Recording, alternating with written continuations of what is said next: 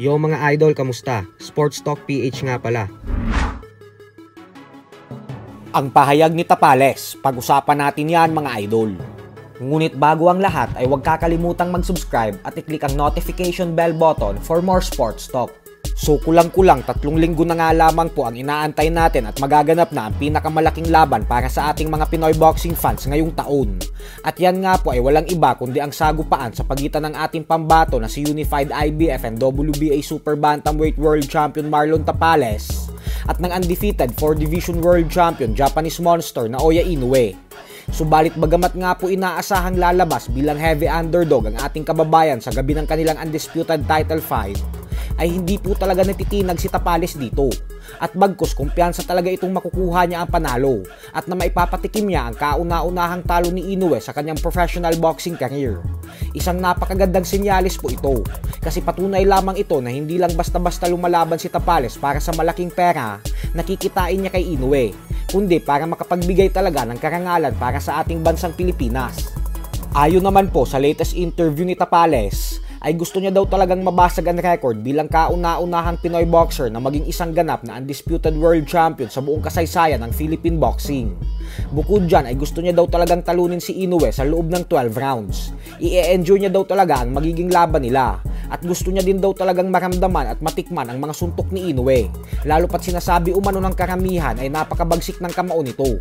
Kaya naman gusto niyang masubukan ang suntok ng binansagang halimaw ng Japan. Sa kabilang banda naman mga idol ay dahil nga po sa tuluyan ng ibinakante ng former undisputed lightweight world champion Devin Haney ang kanyang mga titulo sa 135-pound lightweight division. Kaya naman gusto na ng World Boxing Association na ipromote ang undefeated knockout artist Gervonta Tank Davis at gawing WBA lightweight super champion. Alam naman kasi nating lahat na si Davis ang WBA regular champion ngayon. At dahil bakante na ang major title ng WBA, ay gusto na nila itong ibigay kay Davis. Katulad ng ginawa nila kay Yordenis Ugas, kung saan ito ang regular champion dati at si Manny Pacquiao naman ang super champion. Pero nang tanggalin ng WBA ang titulo sa ating pambansang kamao, ay promote nila si Ugas bilang super champion. Pero ikinagulat nga po ng WBA dahil tinanggihan ni Davis ang alok nito na gawin siyang WBA Super Champion. Ayon kay Davis ay hindi umano siya dito interesado. Bagay naman na naiintindihan ng maraming fans kasi posible umano na ang dahilan ni Davis kung bakit ayaw nitong maging Super Champion ay dahil pagtatawanan siya ng mga tao at maging ni Devin Haney na ibinigay lang sa kanya ang titulo na tinapon ni Haney. Kumbaga ay matatawag siyang isang email champion.